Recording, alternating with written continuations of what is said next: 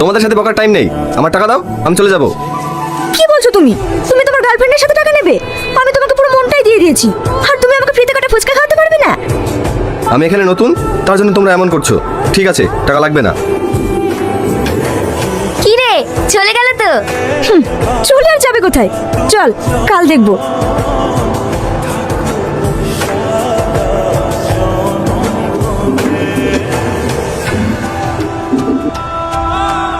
Hello, কে বলছেন? আমি পল্লবী বলছি ভাই। কোন পল্লবী? রীতির বান্ধবী, মানে আপনার শালিকা। তোমরা আবার আমায় ডিস্টার্ব করছো? তোমরা আমার নাম্বার পেলে কি করে?